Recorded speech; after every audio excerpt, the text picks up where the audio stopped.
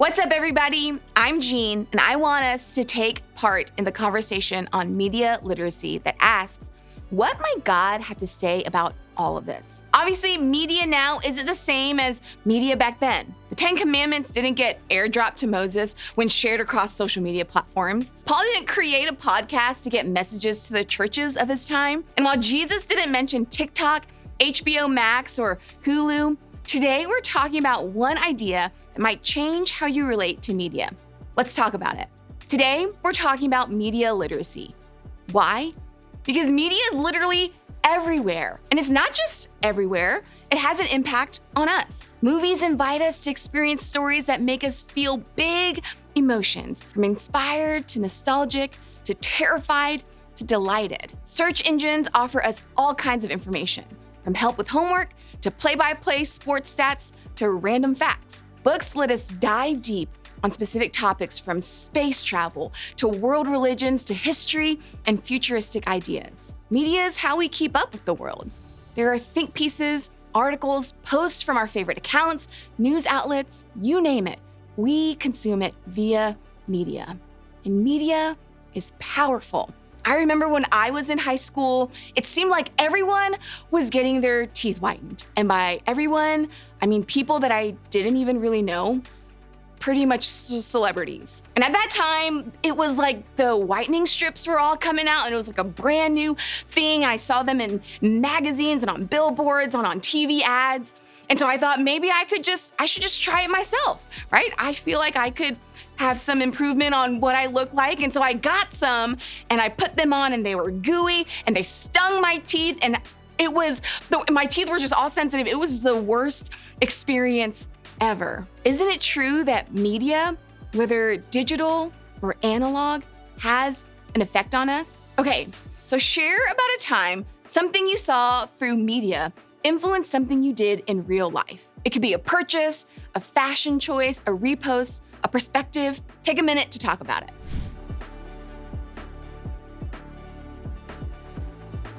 The things we consume have an impact on us. What we take in influences how we see the world. I recently heard a speaker put it this way: the world you live in is the world you live out. The world you live in is the world you live out. He was saying the messages you consume, from movies, search results, books, social media, advertisements, and so much more, create the world you live in. The media and messages you consume shape the way you see the world, and the way you see the world influences how you live your life in that world.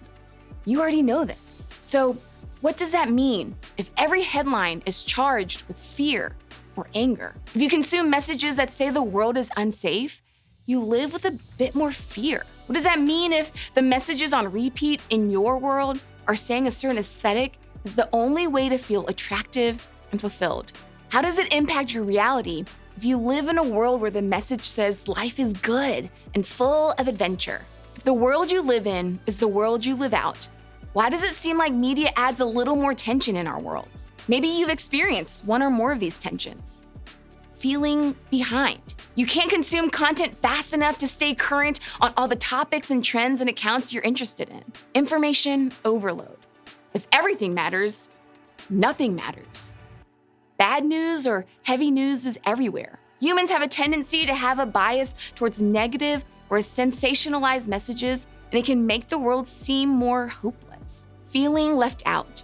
You don't have the same access to tech or media as everyone else, and you're concerned about how it makes you come off to others. What about impulsive checking?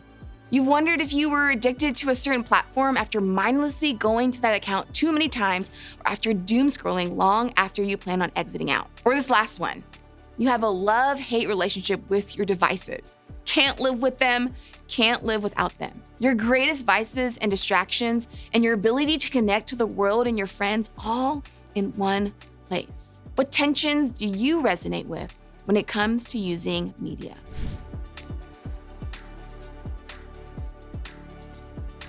Today's media is smart, designed to keep you entertained so that the platforms can keep making ad money. And it's not all bad. Listen, If you have a YouTube channel, I'm rooting for you to get that silver play button and make so much ad money you can buy you and everyone else their dream cars. However, as a user or consumer, doesn't it seem more and more challenging to stop doom scrolling or binge watching? It's like it was designed to keep you addicted. The invention of the endless scroll feature, notifications, vibrations, color enhancers, access to information about people you weren't even thinking about, but now want to know all about. It all became calculated and calibrated to your own personal algorithm that it impacts the wiring of your brain based on dopamine responses. So, how can you tell what's you choosing to be entertained versus what's an impulsive decision? And is it really that harmful? At the end of the day, it's just a little bit of entertainment and fun. It helps make life good, right? With the rise in mental health concerns and its links to social media, the question becomes, how do we work against creating negative cycles and regain control of our pursuit of the truly good life? The kind of good life that produces sincere love, joy, and peace, instead of fear, hate, and anxiety. The kind of life that feels like freedom, not addiction. The kind of good life that helps us see other people as human and not as soulless usernames. Is it possible to navigate the world of media and embrace the kind of good life that Jesus invites us all into? Has media changed how you see the world, whether negatively or positively? How do you stay in control of how you use social media?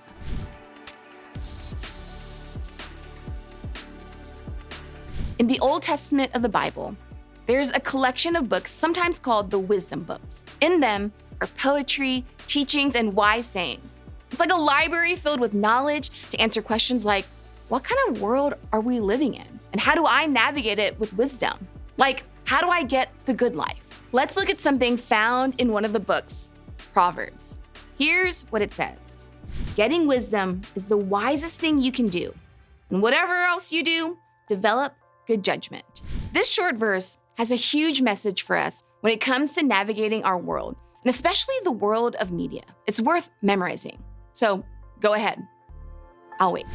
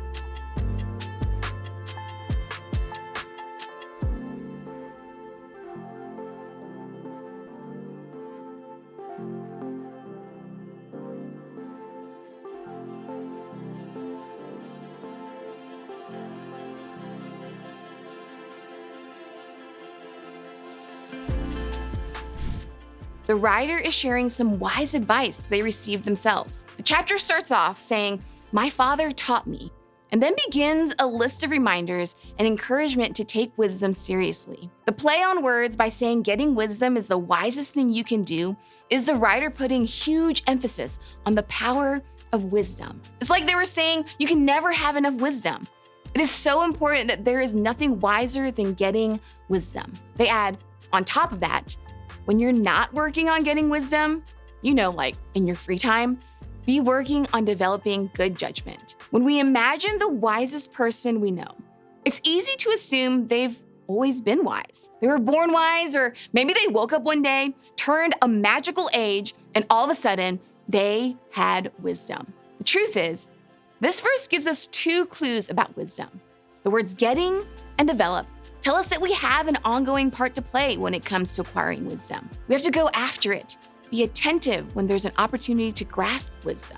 When you make a mistake and there's a lesson to learn, pause long enough to study what you can do better next time. And don't worry about messing up or not getting something right.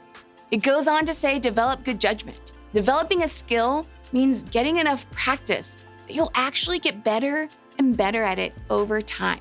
Practice means we won't get it perfect every time, Practice doesn't make perfect. Practice makes progress. Choose wisdom. Develop judgment. Experience freedom. Developing disciplines and putting what you've learned into practice was a way of life for Jesus. Jesus constantly invited his followers to put it into practice, the things they were learning. Jesus lived in a way that put into practice several skills and habits that shaped his relationship with God and modeled what it looked like for us to grow in love and devotion in our relationship with God and others. This idea of practice means intentionally doing an action over and over again to learn and improve. When the writer of Proverbs says develop good judgment, they understand that the act of getting better and better at good judgment is what helps you think critically and navigate away from unwise things and towards wise decisions. What does all of this have to do with media literacy?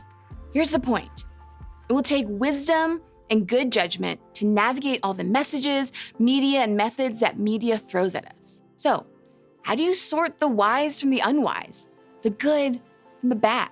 What's one encounter with media that you've had that required wisdom to navigate?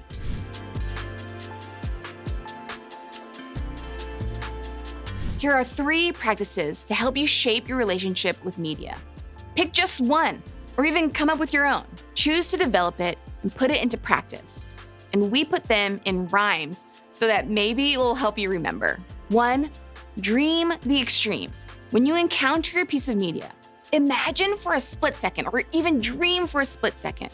If I were to hear this message 1,000 more times, what kind of world would I be creating for myself to live in? If I were to see this image 1,000 more times, what new ideas would it cause me to have? How might turning the volume up all the way on this affect myself and others? 2nd, decide before you arrive. Be more intentional with your media usage by deciding what you're going to search before you open the platform. What if you practice this every now and then?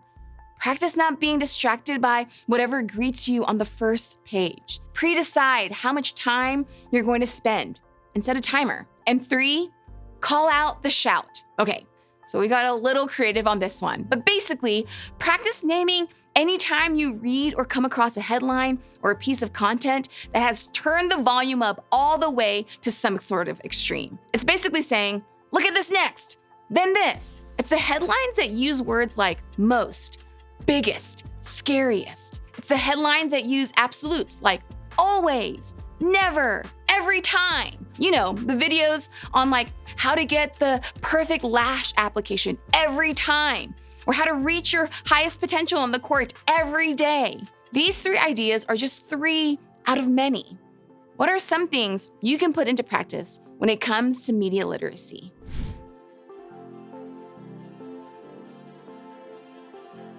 Imagine the full joy and freedom that comes with being empowered to choose how you spend your time. Imagine the mental clarity that becomes available as we choose to be in control of how we interact with media. You have what it takes to navigate the ever-growing world of media in a way that makes space for meaningful connection with God, with life, and with others.